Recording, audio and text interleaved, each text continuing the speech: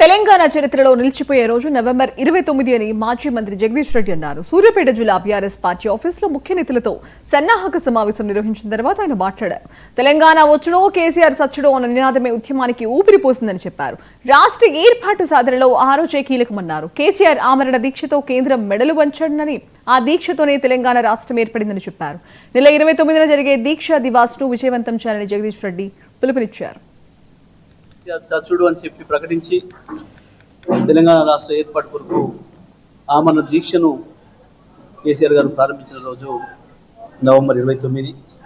November 29 నాడు ఏదైతే దీక్ష ప్రారంభించారో కేసీఆర్ గారు, తెలంగాణ రాష్ట్రం ఇస్తామని చెప్పి పార్లమెంట్ నుంచి ప్రకటన వస్తే తప్ప నేను దీక్ష విరమించను, నా ప్రాణాలైనా వదులుకుంటా తప్ప ఇక దీక్షను మాత్రం వదలను అని చెప్పి పట్టుబట్టి తెలంగాణ రాష్ట్రాన్ని రాష్ట్ర సాధన ప్రకటన డిసెంబర్ 9 నాడు వచ్చేటట్టు చేసి, ప్రకటన వచ్చిన తర్వాతనే పార్లమెంట్లో ఆనాటి హోంమంత్రి ప్రకటించిన తర్వాతనే దీక్ష విరమించిన సంగతి, తెలంగాణ రాష్ట్ర ఏర్పాటు ప్రకటన జరిగిపోయిన సంగతి మనకు తెలుసు.